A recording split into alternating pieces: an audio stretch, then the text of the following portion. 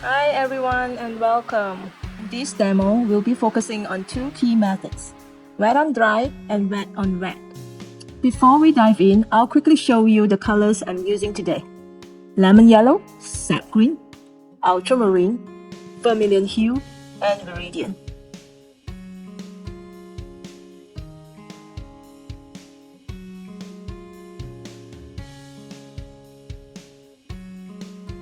In addition to that, I am using Bordeaux, an elegant shade of red, similar to the color of red wine.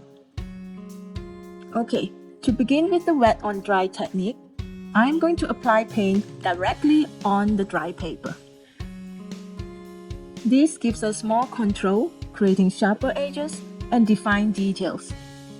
Notice how the color stays more precise and doesn't bleed much.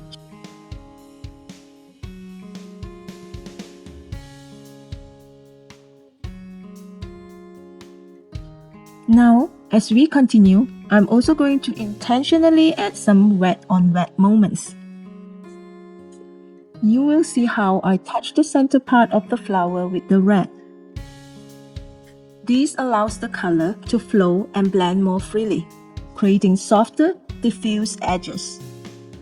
By combining these two methods, we can get a nice balance of control and fluidity, where some areas stay sharp while others have that beautiful wash effect.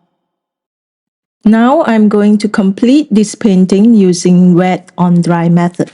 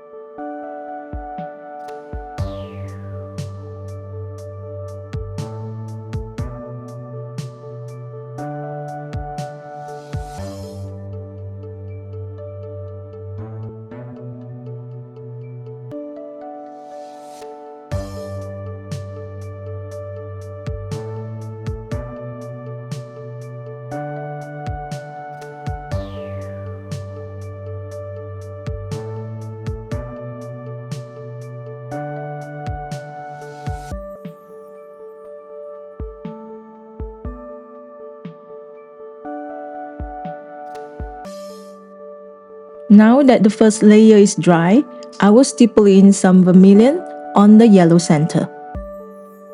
Next, I'm drawing some lines on the flower petals. Using wet paint on dry painted areas is also known as wet on dry method.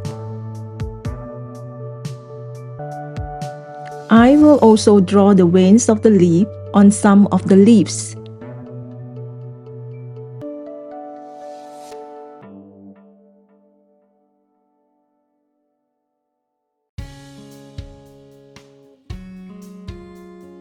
Okay, now I'm going to switch to more of a wet on wet approach. Here, I'm starting by painting the center part with yellow, and then stippling vermilion paint on top. You can see how the paint spreads and creates a softer transition. I am making some red dots around the center. This is just part of the process of the painting, it's not the method.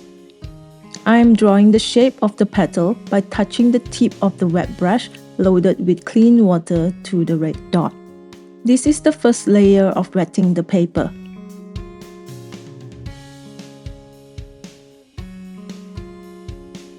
By adding a new layer of paint on top of a painted surface is known as wet on wet.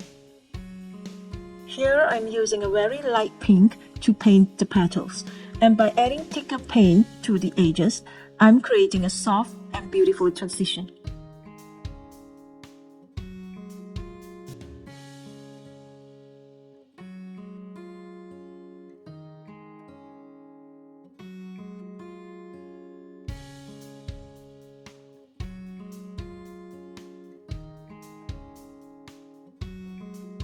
I'm using a mixture of yellowish green for the first layer of leaf. And immediately right after that, I add in a darker pigment with a touch. This is to enable the darker pigment to spread into the lighter pigment. You can also paint the margins of some parts of the leaf with a mixture of vermilion and sap green.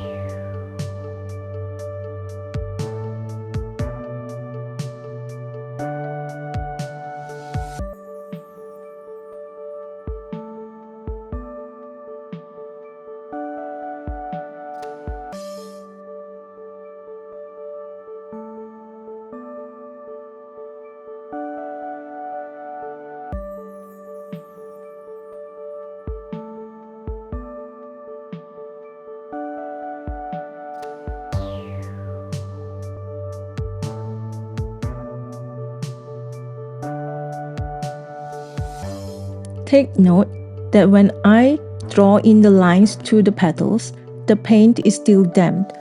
Therefore, the line is not as visible compared to the wet on dry method. I can even re-wet the painted area to create wet on wet effect, just like this. Now I would like to end this by stippling wet paint to the dry area, because I feel that by using both techniques throughout the painting, you can see how they complement each other.